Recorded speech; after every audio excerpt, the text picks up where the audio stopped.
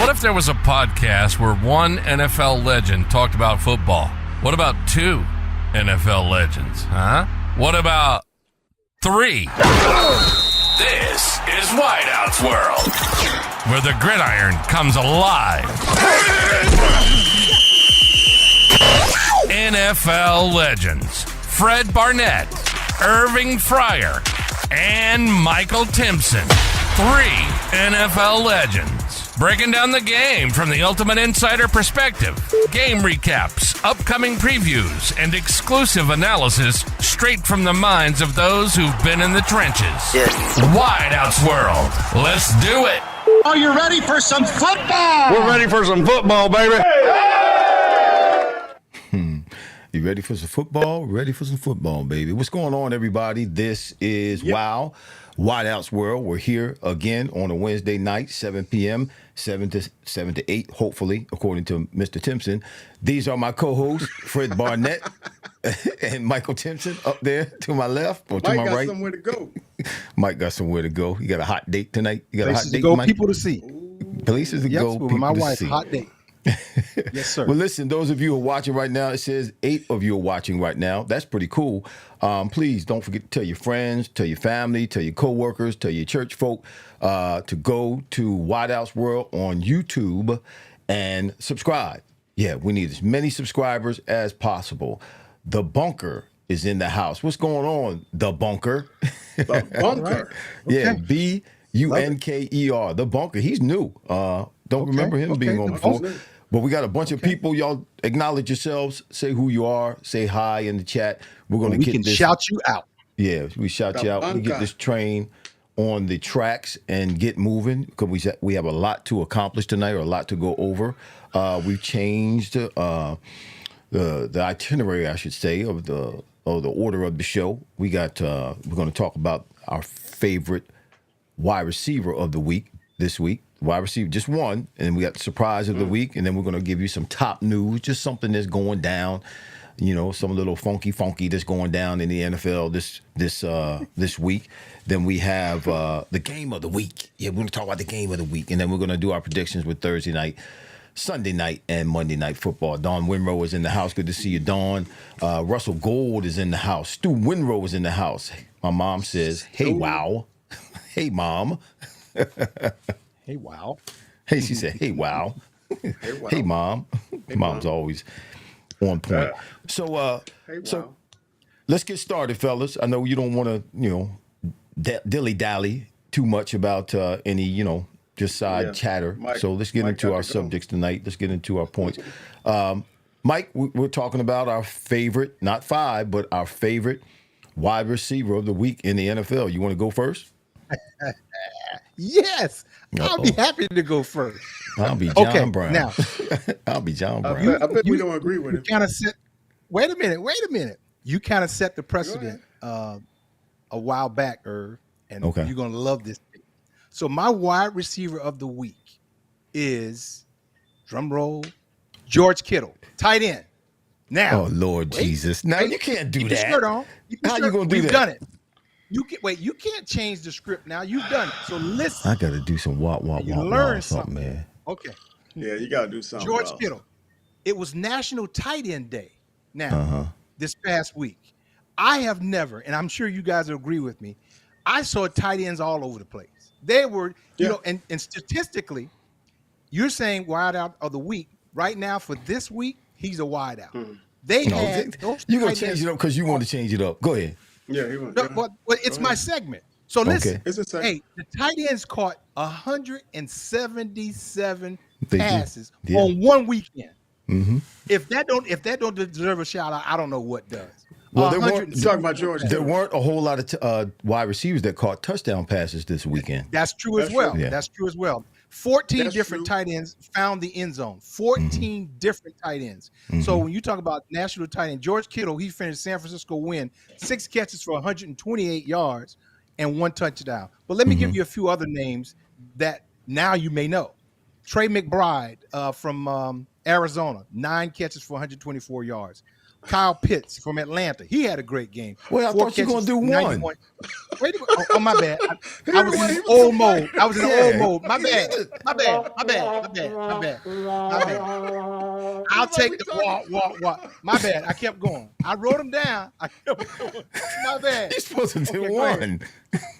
I only got one. Hey, Fred, he the main one talking about we got to keep it moving tonight. We don't want to be too long. We don't want to stay on one subject too long. My bad. I'm telling you, it's my bad. Go ahead. You got the floor, Reverend Doctor. No. Go ahead. Your guy. Who's your guy? Who is your guy? George Kittle. 6 catches for 128 yards, 1 TD. I'm done. Lord have mercy. I'm done.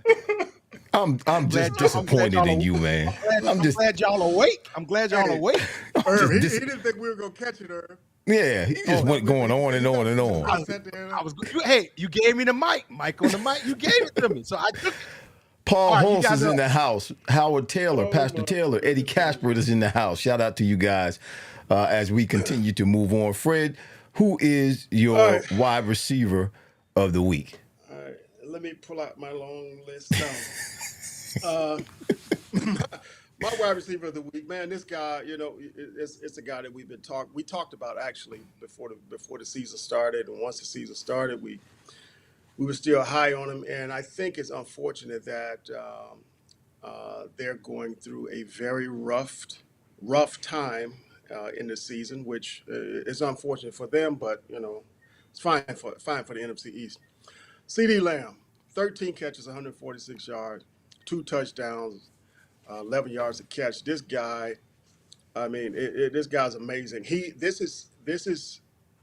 had his last 2 years. He had over 100 catches, and he's averaging about 6 catches a game right now, which average out to about 110 catches. This guy, of course, the offense is struggling right now. Dak is struggling right now. The whole team is struggling.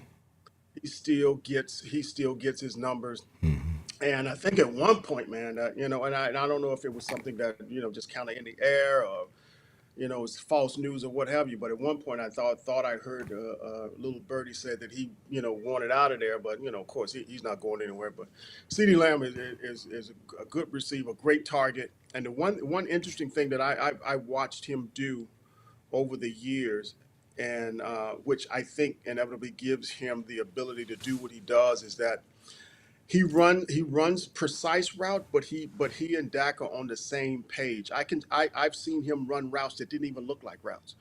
It was just that, hey, if they're in zone, let me find a space and my quarterback and I on the same page. And he did a great job this week. Of course, they lost the game, and but CeeDee Lamb, 13 catches, 146 yards, 2 touchdowns. I mean, it's hard to beat. But I knew somebody was going to mention CD, and hats off to him because he was the leading receiver in the league this week, 2 touchdowns. But the thing about CD that I'm impressed with is that everybody knows he's going to get the ball. He's really the number one target, really the most formidable target that Dak Prescott has. As I was watching the game, you could hear the commentator say, I think it was, I forget who it was, but the commentator said, you got to get the ball to CD on this play. And they sure enough threw the ball to CD. So if the commentator knew about it or who they were going to go to, of course, the defense knew who they were going to go to. They just can't stop it. And there were like 3 plays, 29 yards, 21 yards, 29 yards, 20 yards on 3 consecutive plays in the fourth quarter. And the last one was a TD to make it just a 1-score game. Of course, they were coming back, but they didn't win the game. But I mean, yeah, CD is impressive. As bad as that team is, CD Lamb. My receiver of the week is I just like this guy. I think I really didn't pay attention to him. He's been in the league 6 years now. Terry McLaurin from Washington. He's just doing a great job of making sure that he's where he needs to be and doing what he needs to do to make sure that the quarterback, that rookie quarterback, has the best chance he has to do the best that he can, play the best that he can play. Let me say it that way. And Terry could easily be disgruntled because since he's been with the Washington Commanders, He got there in 2019. They were 3-13, bottom of the NFC East. Then 2020, they were 7-9. That happened to be the top of the NFC East because the NFC East sucked that year. And then 2021, they were 7-10. That was next to last in the NFC East. And then 2022, 8-8-1, bottom of the NFC East. 23, 4-13, terrible. They come out of the team was bad. Then they turned things around this year, and they're 6-2. They won against Chicago. We know about the big Hail Mary and all. It was just a great game. He had 5 receptions, 8 targets, 125 yards. No touchdowns because he had a 61-yard long, and he had a 25-yard average. He caught a long pass of 61 to 25 yards to top his game off. I thought we said when they had 0 touchdowns, they can't be number one. No. That's just look. If you can pick a tight end, I can pick a guy that got 0 You tight. picked a tight end before. As I said, I picked one tight end one time, and you guys jumped all over me, and I stopped it. That was one time last year. That wasn't even this year. That was last season. That was last season. Last season, you just bringing up old stuff. Last year, but he didn't. He didn't have a touchdown. He just didn't, But, caught those passes, got over 100 yards. That was the 3rd time this season. Like I said, he's working, man. I like him. First time since the 5th week. Inconsistent at the beginning of the year because Jalen wasn't doing very well, or Jaden, I should say. But now he's got at least 95 yards and 5 receptions at least in 3 of the last 4 games. So he's You know what? You know what, Irv? You know what I think the biggest difference with Washington this year? They've taken on the mentality of their coach. Right. A lot of teams do that, obviously, and this is a defensive-minded coach that's there now, and he's toughened them up. And you see that throughout the game. That they're tough like him, and that's why I like them. I like Detroit. Their coaches are tough. And you know what? With that toughness that you're talking about, Mike, I would argue with anybody that if you went to Washington, if you went to Detroit when they were in training camp, their training camps were a little bit tougher than most of the teams in the NFL right now, in the league right now. Because let me ask this. Who's going to win the NFC East? Who's going to win the NFC East? I'm picking Washington. It's going to be between Washington and Philadelphia. Dallas is really bad. I mentioned this earlier. Washington. I know, Irv. I know they playing NFL team, but Washington ain't beat nobody. They have beat somebody. They beat NFL teams, and the record says that. They beat the Giants.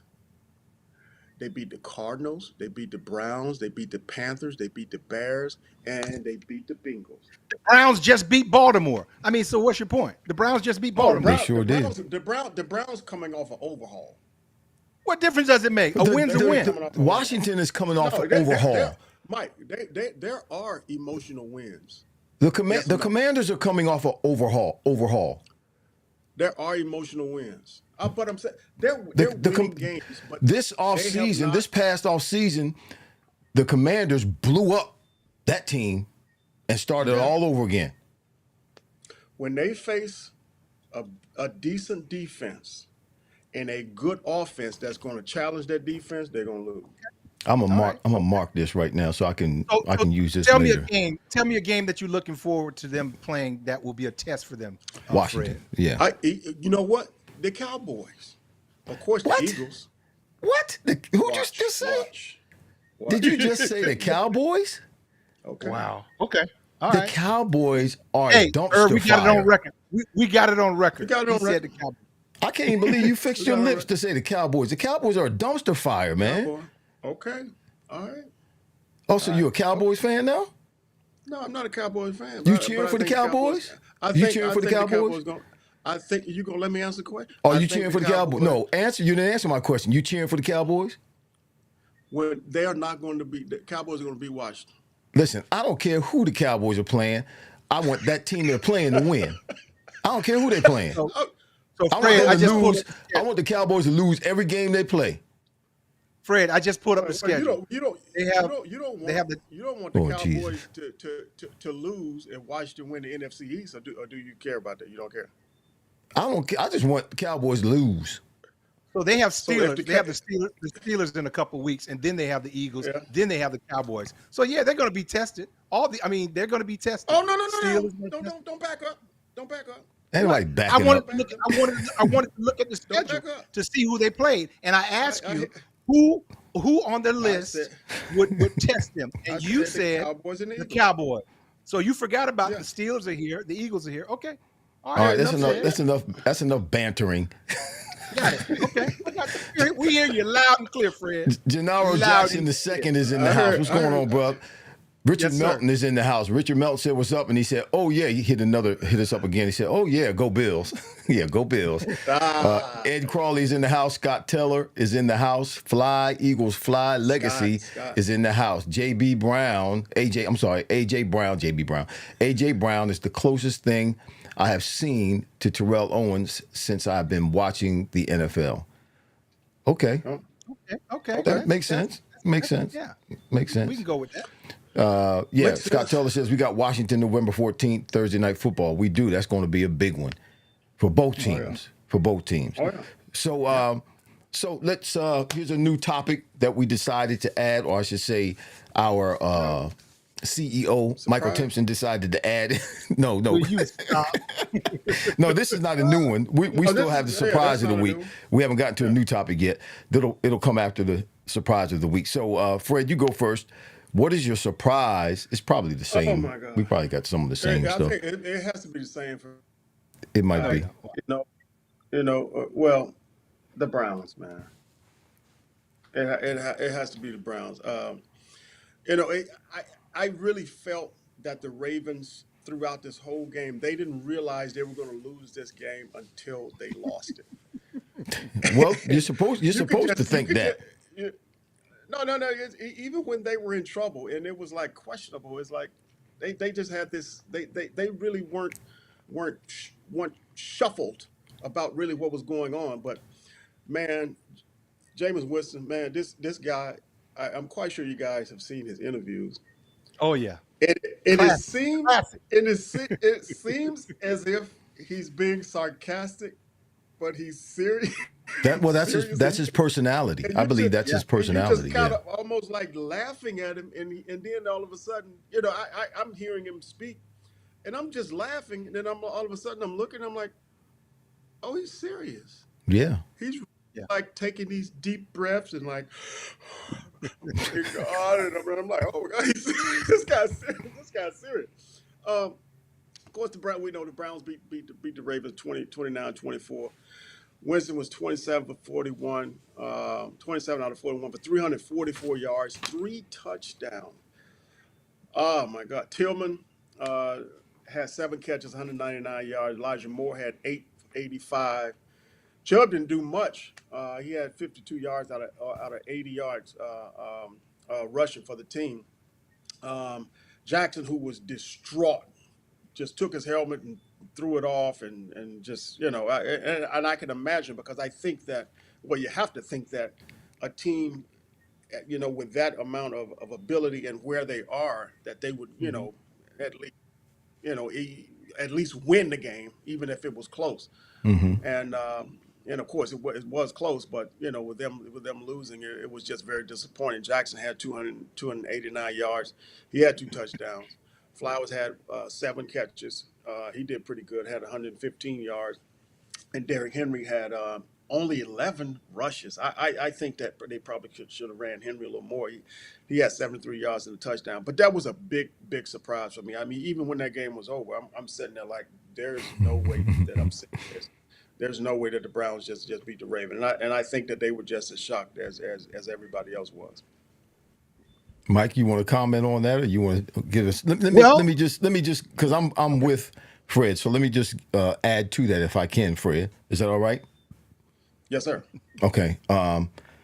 It was phenomenal, and you said the Ravens really didn't realize that they lost the game until they actually lost the game, and that's probably true, because the play before Jameis threw the last touchdown to go ahead, the Ravens could have won the game because the DB had the ball in his hands, interception, well overthrown. I think it was a miscommunication between Winston and the wide receiver, but the Ravens had the ball in their hands and would have won the game had he caught that interception, but he didn't. So this was the first start.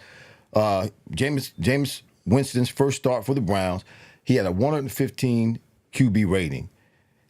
This cat put life back into a team that was comatose. The team was comatose.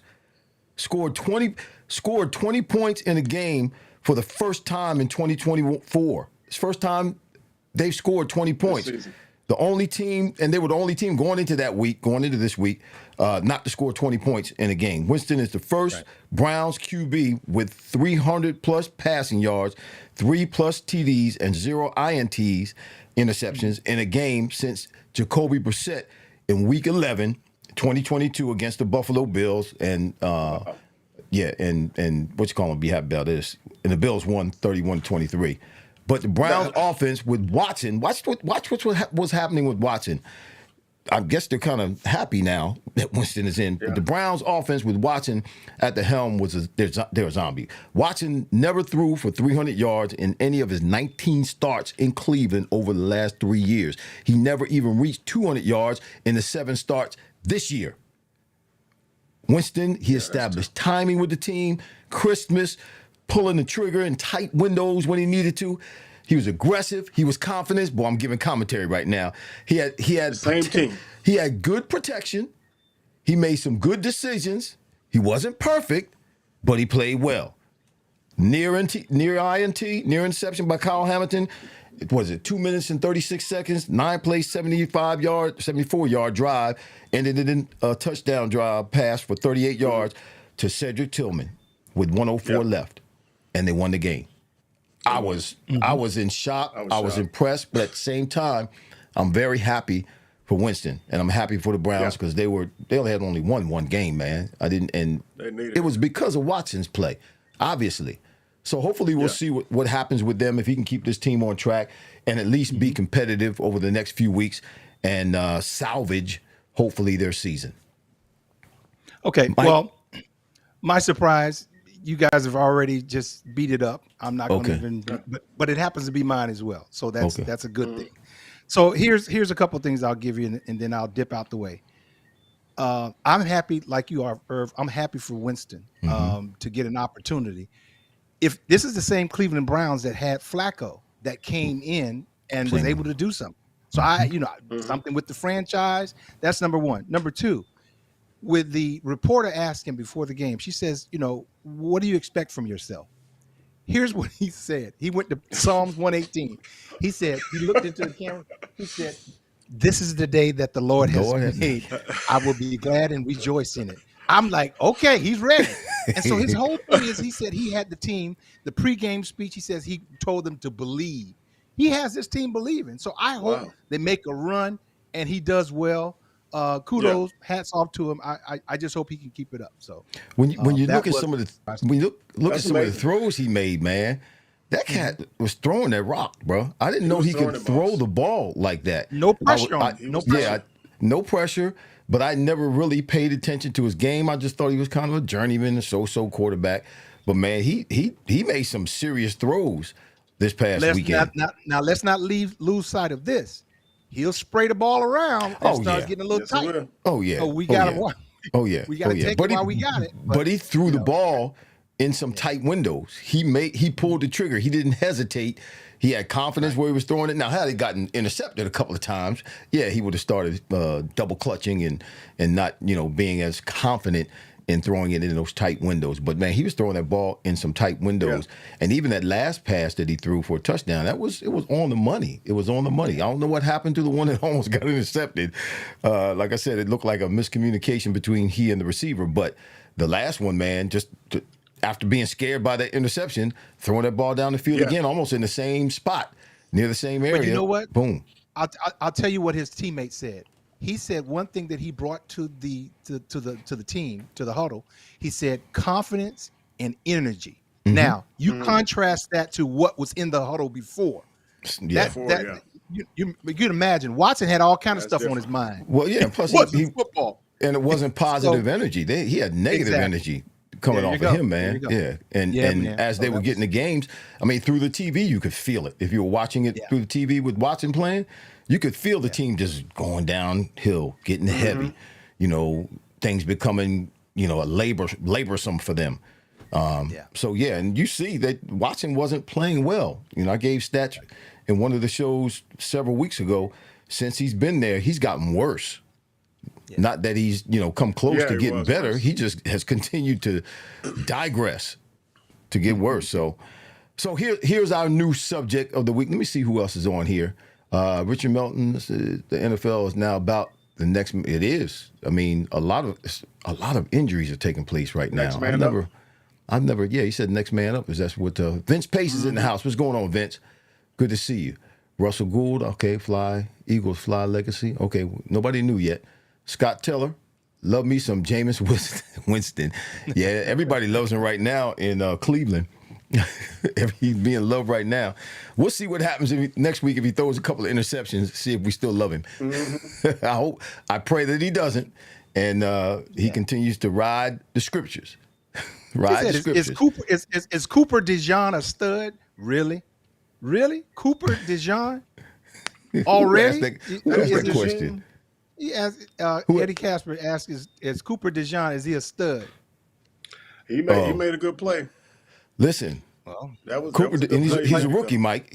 What's impressive about him is ever since he's been in, he has made one or two plays, big plays in every game that he started. He got hurt in training camp. I believe it either was a hamstring or groin. I don't remember, but it was a leg injury. And he didn't start playing probably until 3 games, maybe 4 into the season. I think it was 3 games into the season. I'm not sure. But he's a rookie. And, man, he made a play on Jamar Chase. Yeah. It was 4th and 1. And Jamar Chase was lined up on the right side, lined up on the left side, went in motion to the quarterback, and then went back to where he was lined up, and then ran back across the formation again. And Cooper had to navigate his way through the linebackers and all, and he got to Jamar Chase and for a loss of a yard. Yeah. 4th and 1, and didn't get 1 yard, and ran through him. I mean, a serious old-fashioned serious blow tackle. the kind we used to do when we hit those sleds. Yeah, he was. He's been, and he's also the punt returner now. Because Britton Covey is down; he's injured. So Cooper's been carrying the load with the punt returns, and he's been doing a really good job with that. Doing a really good job. So yes, would I say he's a stud? At this point I would say, because again, he's a rookie, and he and Quinyon Mitchell, both as rookies, are holding it down over there, man. They're holding it down on that side of the ball. They're the ones that are creating the spark. They're the ones that are doing exciting things and playing with consistency. So our next new topic is news of the day, news of the week, top news. Whatever stands out, whatever jumps out to you. So, Fred, no, you went first last time. Mike, you go first so we don't have to jump all over yours just in case we have some of the same stuff. That way you're not last saying the same thing we were saying. Okay. Because we didn't share what I think we need to share from now on. Okay, I'm going to talk about this. You're going to talk about that, just in case we start stepping on one another's toes. But go ahead, Mike. So here it is. The news of the week for me is the JETS. Lord Jesus. Okay. You know, we talked about this, and we tried to tell the American public that Devontae Adams was not the answer. We tried to tell everybody. Nobody wanted to listen. He only been there a week. Whatever. But they thought he was the savior. The quarterback, Aaron Rodgers, had Woody Johnson go and sell all his stock and everything and just put all his chips in the middle of the table. And the reality of it is, it's him. It's him, we tried to tell everybody that. It's him. And now I see him talking. He's talking today. He was like, well, for a player or two, we could be, 5-3 or 6-2. I'm saying, like, dude, just don't even talk. Just say we are not playing well and we need to play better. End of the discussion. I know he has to go talk because he's a quarterback, but he can give some real short answers and just say, you know what, we need to play better. All this stuff that he's talking about, and you got the guy that was being held out, you got him back. And I just believe he had that conversation with the owner, and the owner said, whatever you want, we'll give it to you. You don't want that coach anymore? He's out. Now what? Now what? Now, Now what? I'll end with this. Now he's drinking some elixir because he's hurting all over, and now he's talking about the injuries. Mark my word, we're trying to tell American public again, he's going to pull out. He's going to pull out. He's going to say, you know what? I had enough, and he's going to be hurt. He needs some Toradol. He needs some Toradol. Get a shot of Toradol, be all right. All that hurt go away. Y'all know what I'm talking about. Get some Toradol. All that hurt go away. Y'all done had that Toradol. He start winning, it'll go away real quick. But right now, don't look like it. But anyway, and like you said, Mike, it is that side of the ball because their defense, the Jets' defense, in terms of stopping the run, in terms of pass protection, they're okay. They're not. They're okay, but they're not as good because remember, everybody was hanging their hats on their defense, and they said they just needed to get the offense together. Right. Since the coach became the coach, the defensive coordinator now is the head coach, that defense is not as good as it has been in the past. Right. But again, observation. One affects the other. When the offense is struggling, they're going off the field, 3 and out. That hampers your defense. You can only be so good defensively. And then if you're always playing from behind as a defense, that affects you as well. So like you said, they started off well. The defense started off like a bat out of hell, but as the season is going on and the offense has been exposed and Aaron Rodgers has played continually worse and looking at everybody else like it's their fault, things just continue to escalate in terms of going downhill. Escalate going downhill. Is that an oxymoron? Running out of escalate going downhill. Running out of scapegoats. Yeah, out it's a mess. It's a mess. The Jets are a mess. Fred? Just a mess. Yeah, Jets, mess. Mess. I think this is kind of it's of course in the news, but it's bad news for C.J. Stroud, for Stephon Diggs to be out with an ACL, man. And it's almost like kind of like Baker Mayfield, having both of his guys out, and at this point that the offense is probably going to struggle. We'll see. We're not sure yet. But we don't. I'm not sure when Nico Collins is scheduled to get back in on the field. But Stephon Diggs through 8 games, had 47 receptions, and that he led the team actually with 47 receptions. Had 96 yards, 3 touchdowns, which wasn't a whole lot of touchdown. But of course, he was filling that void with Collins out, and I think now, of course, it has to be the next man up. And I think. It kind of helps the fans see how big of a drop off sometimes when your first guy is out, where the offense can go. And sometimes, of course, that when you got that second, third guy up and that guy is good enough and to make a name for himself, it gets better. But I'm not sure, if it's going to get any better offensively for C.J. Stroud. We're talking about 6-2. They're 6-2. And here's a team that I think all three of us talked about going pretty deep in the playoffs. They lost against, if I'm not mistaken, the Ravens last year in Baltimore in the playoffs. And I think we were excited. Of course, I was excited about C.J. Stroud this year. And when Collins went down, of course, his numbers went down a little bit. But of course, he has Stephon Diggs, but now he doesn't have Diggs, and Diggs is out for the season. So. That's a big blow for the offense, but we'll see exactly what they can do and who's the next man up. Next man up. That's what the league is right now, according to our watchers, according to our viewers. Next man up. Vinny Capriati's in the house. Shout out to you, Vinny. Here's my top news.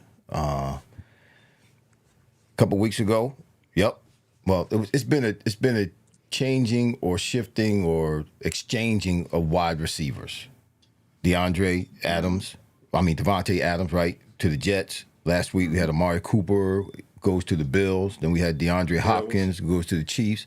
And then this week, Deontay Johnson was traded to the Ravens. What in the world were the Panthers thinking about? They're not using him. There's nothing going on with the Panthers. But I know there's nothing going on with the Panthers, but he's Bryce Young's #1 target. He's the leading receiver on the team, and they trade him to the Ravens. The Ravens trying just to get the #1 pick. Well, they trying to get they didn't trade him. They traded him for a 5th rounder and a 6th rounder in 2025. No, the #1 pick in the draft next year when they listen, the Baltimore Ravens offense is already shredding defenses, y'all. They're already scary. Yeah, they lost to the Browns. You know, they're not going to. I don't think any team is going to win every game. I don't think any team is ever. They probably. You know, you've heard of teams playing down to the competition. They went into that game thinking we ain't gonna have no problem with the Browns. Jameis Winston's playing. You know, he's coming in and Watson's out. Man, we ain't got no problem with them. They didn't even prepare for that game. They went into that game with the wrong mindset and they lost. And guess what? It was embarrassing. So guess what's gonna happen this week? They're gonna come out like some wild boars, and whoever they're playing is in trouble. This is Johnson's 3rd team this year. He was with Pittsburgh, then he went to the Panthers. Now he's with the Ravens. Man, the Ravens got Lamar Jackson, Zay Flowers, Derrick Henry, Mark Andrews, Isaiah Likely, Rashad Bateman is the guy on the bench, and now Deontay Johnson. You mentioned 3 teams. Is that some indication of him? I don't think it's an indication of him because when you look, I don't maybe if you're talking about locker room and his cohesiveness, they shipping him out. It was a trade. Like you said, the Panthers aren't going anywhere, and he was being productive. Pittsburgh. He was being productive with the Panthers. Why did Pittsburgh get rid of him? Oh, I'm not sure. I don't know why. It happened during the offseason. Happened during the offseason. I don't know. I haven't heard any scuttlebutt. I haven't seen anything. You know, nothing's been written about him or spoken about him being a problem in terms of his character, in terms of a teammate, or in the locker room. Couldn't have been, fussing about how many passes he catch because he was catching more balls than anybody else on the Panthers. But he's a starting wide receiver. They got another weapon. Why would you trade? That doesn't make sense to me. Another weapon, another starting weapon that Lamar Jackson has to throw the ball to. So that team, again, coming off that embarrassing loss, I don't know who they play this week, but watch what happens. They play Denver. I'm going to say this right now, and you can mark it, put it down. This is not one of my picks necessarily. At home. They play Denver at home. Exactly. The Ravens are going to score 40 points this week. Let me write that down. They're gonna put up 40. Okay. 40 points. Now let me say this. I need to shout this out. Nobody mentioned this. I want to mention this. This is just more news. This is not top news. It is top news, but it's more top news. 49ers cornerback Javarius Ward's 1-year-old daughter passed away this past Monday morning. Her name was Amani Joy. She was born prematurely with Down syndrome and had open heart surgery in April 2023. His wife's name is Monique. 49ers, fortunately, have a bye week this week. Ward is 29 years old. He started all 41 games since signing with the 49ers in 2022. Second team All-Pro last year, 2023. And he only missed 4 snaps in the game against Dallas. He's a baller. Yeah. So prayers go out to him from WOW, to him and his family. I can't even imagine, man. And I brought this up because I just want to remind people, those of you who are watching or who will watch this, that though these athletes are making a lot of money and they're in the spotlight and, things look like on the outside that the sun's always shining and they're always going in the right direction, life happens to professional athletes as well. We go through things just like everybody else. So pray for him, pray for his family, because I can't even imagine. I had a similar incident, similar situation when my 3rd child was born. She didn't die, but it was touch and go there for a minute. And I can't even imagine losing one of my children. I can't. I can't. So that was my more news. Okay. All right. Game of the week. We chose the game of the week. This week, the game of the week is the Lions at Green Bay. That's our pick for the game of the week. Fred, you want to start out giving us your commentary about the game of the week and who? This is one of our picks too, Mike. Is this going to be one of our picks? The game of the week? No. No. Okay. No. So the game of the week is not one of our picks. So you don't have to pick, Fred, but give us some insight on the Lions at Green Bay. So we're talking about. I'm not going to touch as much as you guys touch on it, but we're talking about the 6-1 Lions against the 6-2 Packers. Now, from what I think I know, Love is probably not going to play in the game. So we have Malik Neighbors. I'm sorry, Malik Neighbors. I don't know where my head is. Malik Willis. Willis, yeah. Malik Willis. See, this is White House world. We What you talking about, Willis? What you talking about, Willis? We got Malik Willis. Love not in the game. Malik Willis has thrown for 380 yards and 3 touchdowns. I just don't feel that he has what it takes with that Lions defense. Green Bay, their top running back is Jacobs with 667 yards, 3 touchdowns. Their top receiver is Reeds and Dobbs, 507 yards, 384 yards, 3 touchdowns, 2 touchdowns. It's just the Lions are just probably one of the hardest teams to beat right now. We know that Irving loves the Lions quarterback. He loves the way he looks in his uniform. He don't even look like a football player. Golf doesn't have actually but 13 touchdowns. But he's only got 4 interceptions. He only has 4 interceptions. Yeah. Right. Gibbs, you got to get the touchdown interception ratio, bro. That's important. Yeah, I was letting you do that. I know you're gonna do that. Gibbs, the top rusher, 591 yards, almost 600 yards.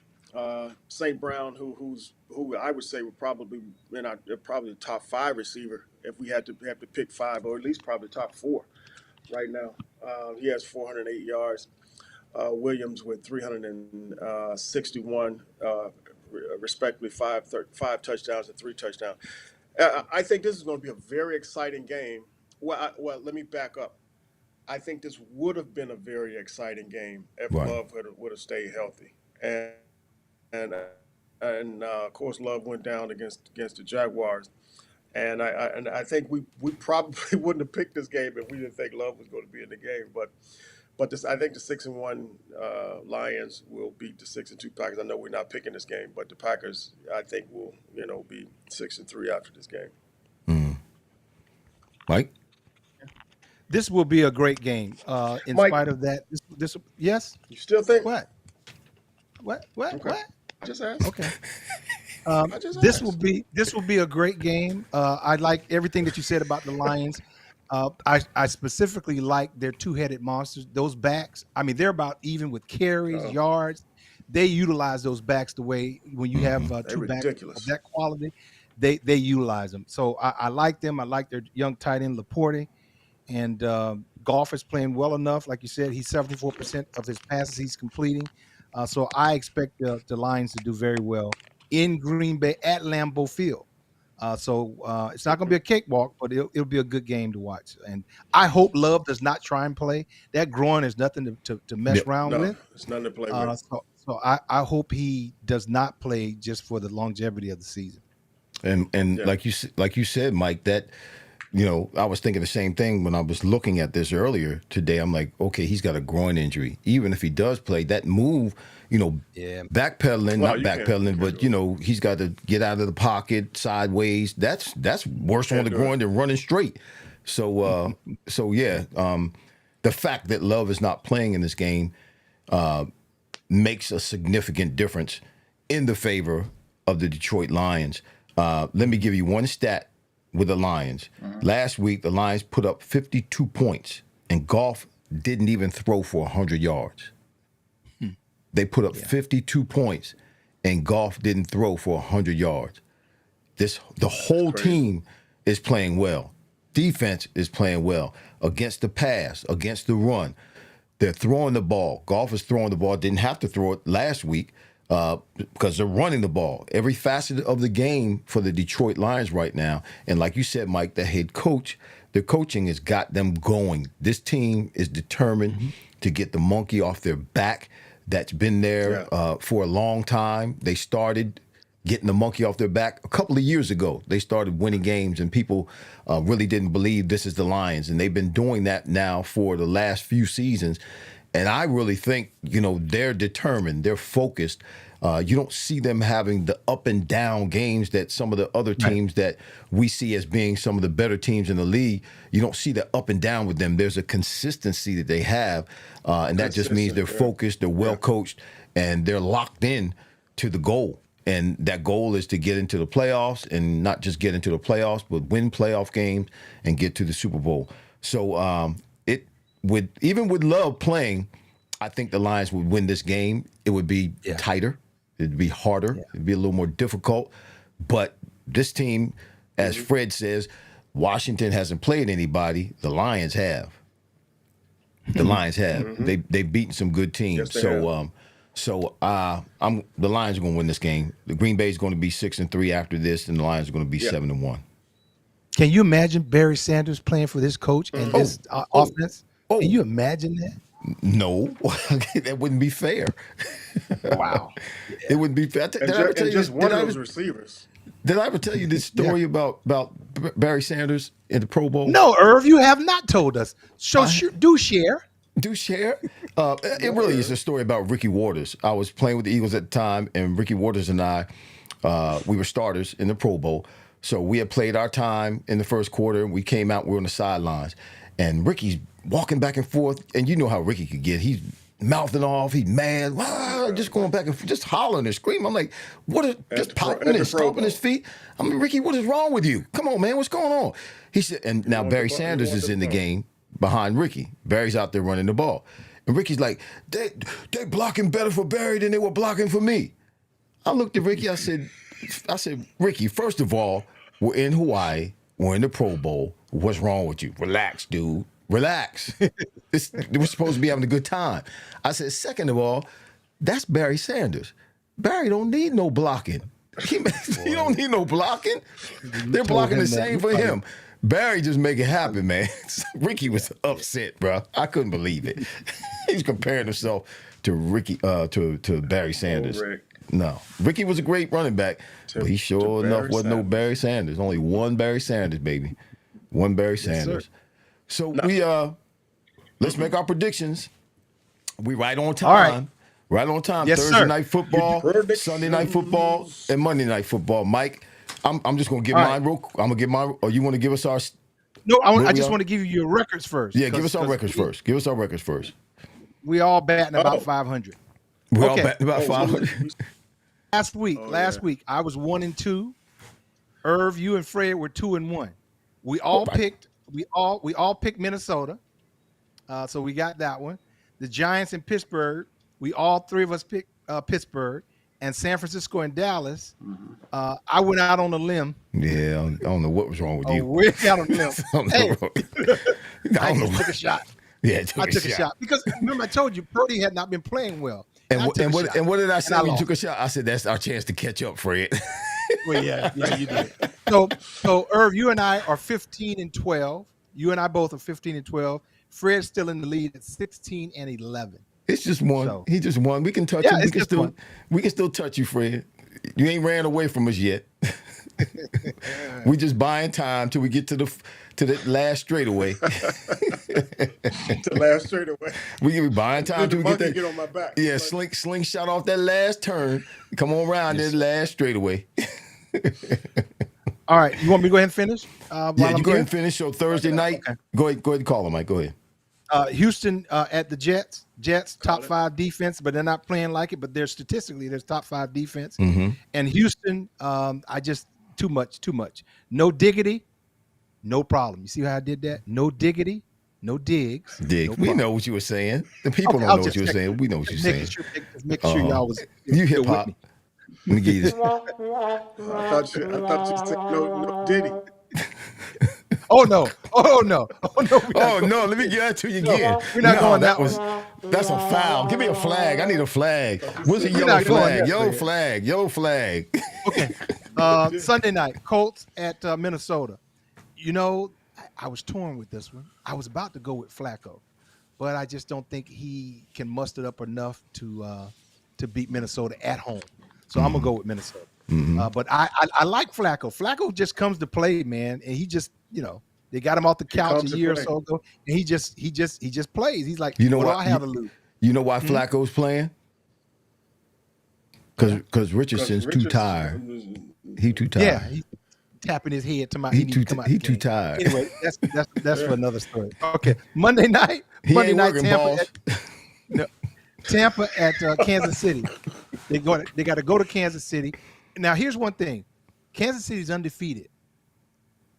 Could they be undefeated for the year? Just a thought, because they're not playing well.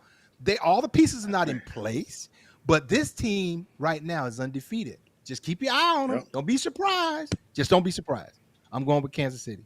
Yeah, but they ain't gonna win this game. They ain't gonna lose this game. Okay, right. Fred. All right, Houston.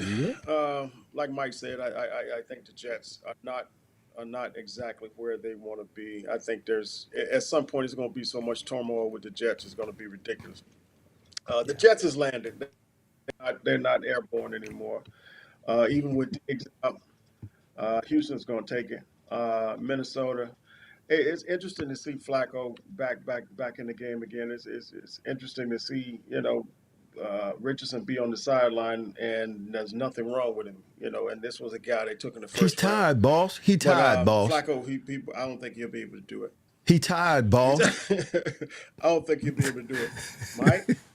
Mike, I promise you, I looked at Kansas City's schedule, and I was like, these cats are playing raggedy, and they still winning. Still winning.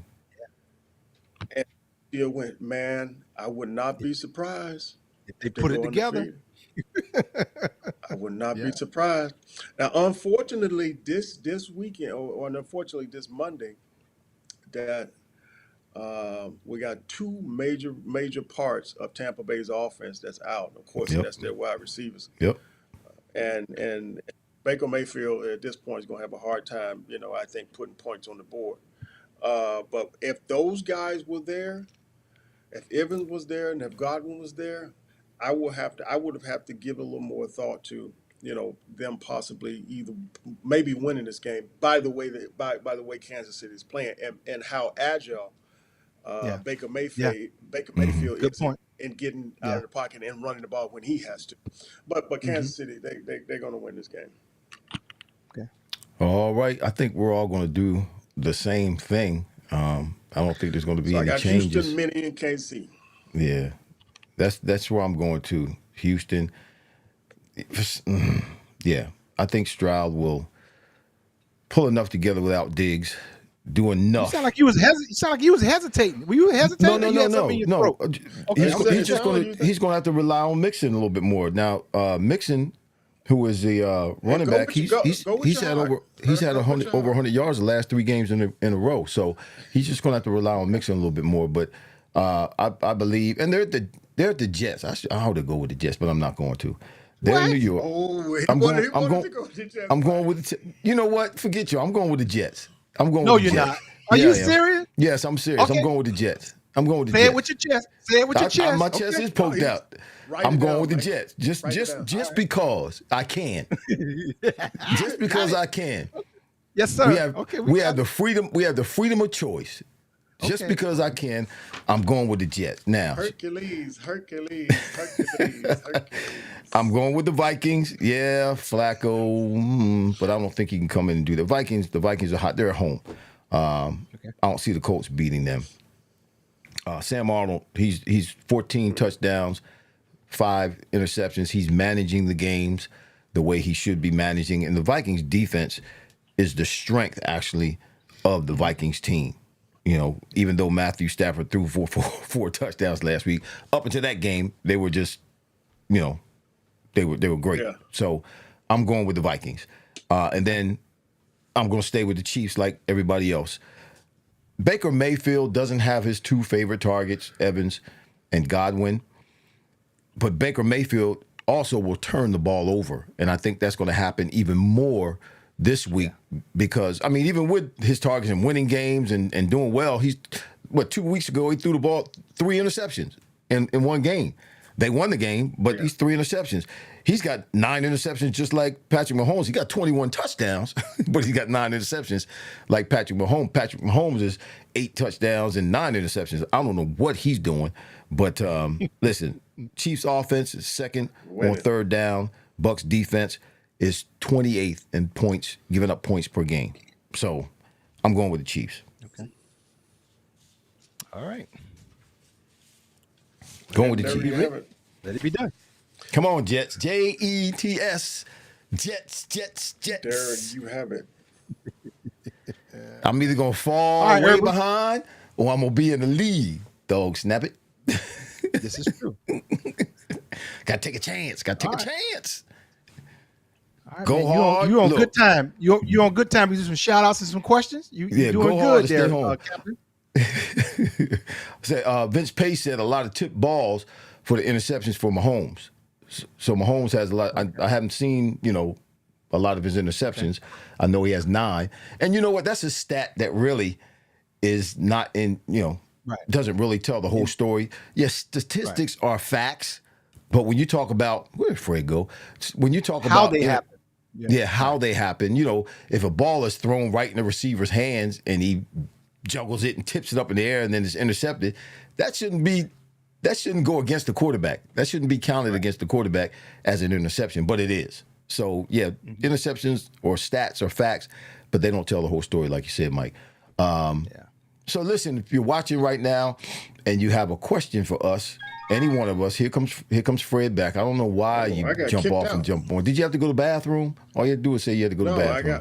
I got kicked out. That's your internet. Look, he's frozen again. Somebody kicked me out. That's your internet. Work on your internet. Anyway, if you have a question for us, if you're watching right now, see Vince Pace, Richard Melton, Eddie Casper, Gennaro Jackson. Let me see who else. Scott Teller's still in the house. Fly Eagles Fly Legacy is still in the house.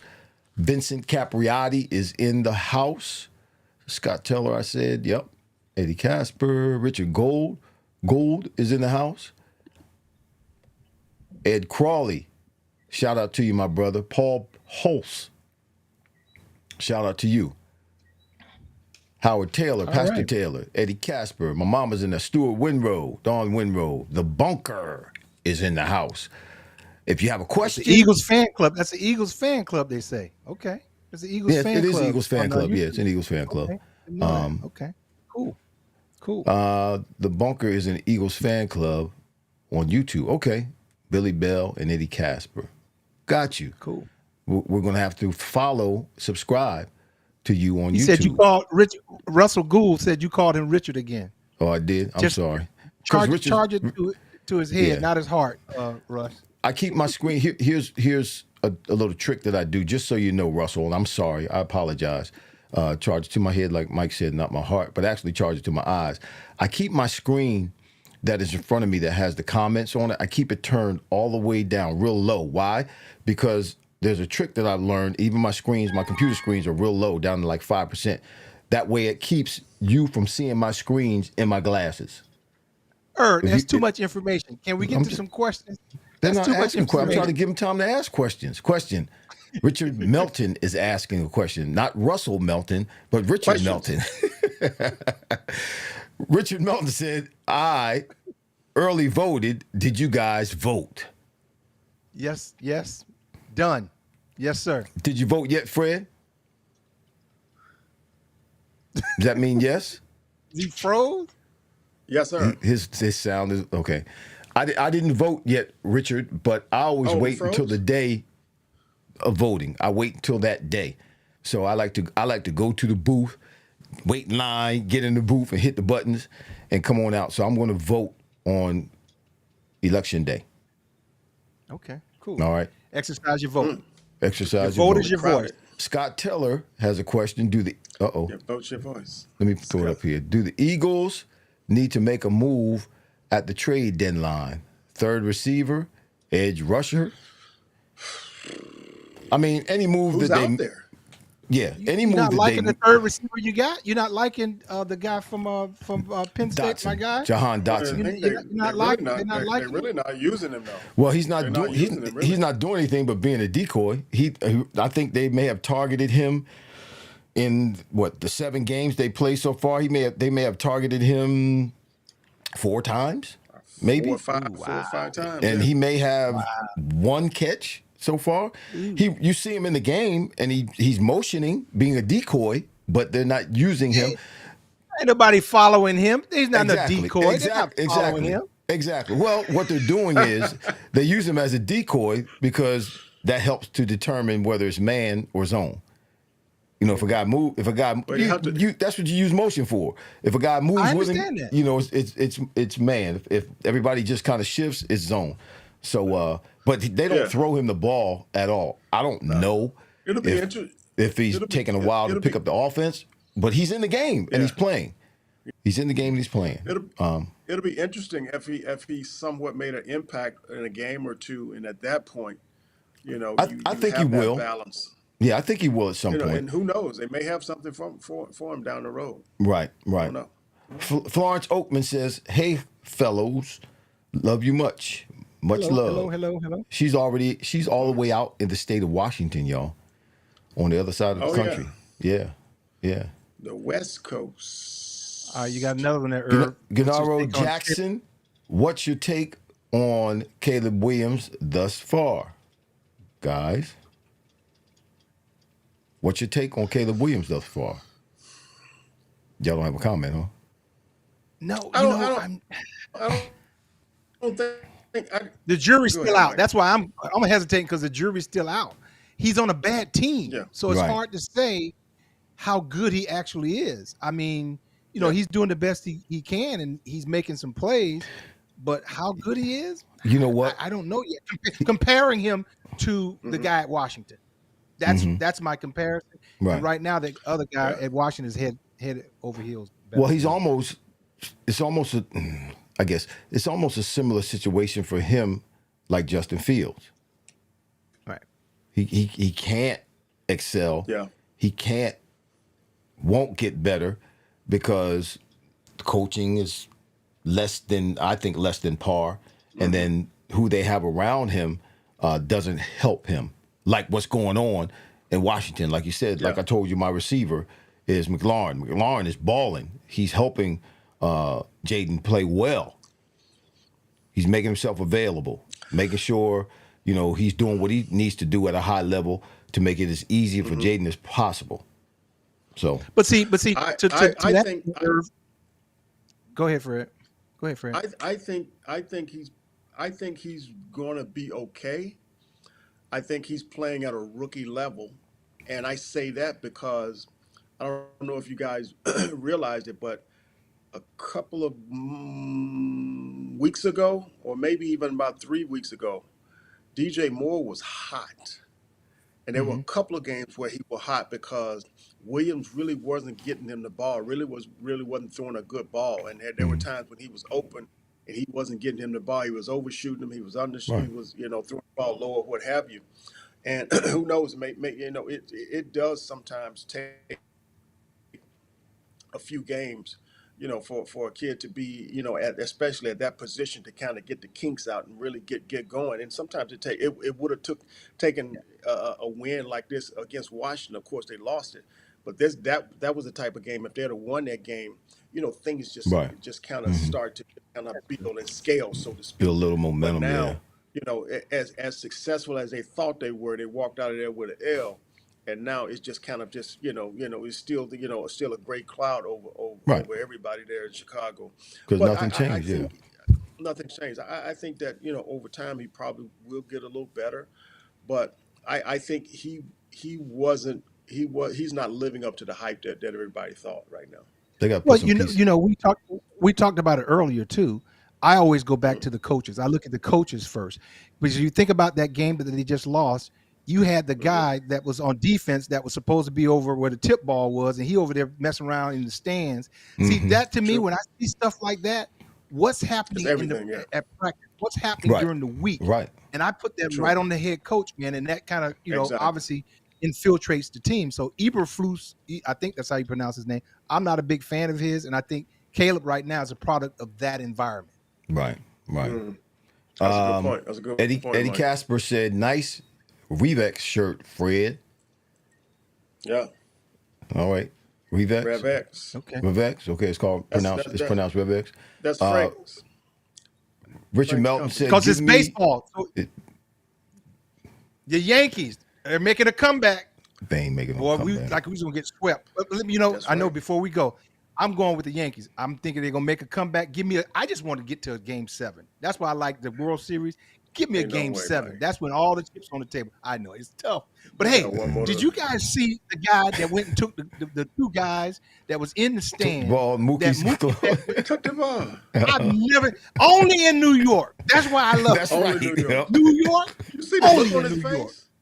Man, Like, yeah. I couldn't believe that. I mean, the other guy held his wrist, the other guy dug it out. I was like, you got to be kidding me. He pulled the ball Only out of New his York. glove. Yeah. Look, hey guys, my mom We got it wrong. my mom said, "Why is Richard asking a question about baseball?" Richard, your auntie said, "Why are you asking a question about baseball?" Boy, because the World Series is on right now. So I don't know either, auntie. He said, "I don't know either, auntie." Because the series is on right now, and we got to go. The game is coming on. Yeah, she said, "Okay, Richard." Ben Straight in the house. Mama is in the house. Richard Melton, shout out to you. Gennaro Jackson, shout out to you. Fly Eagles, Fly Legacy. I said Ben Straight. Eddie Casper, Scott Teller. Now, Ben, I didn't forget about you, Ben. I think I know where you are. You're by BJ's.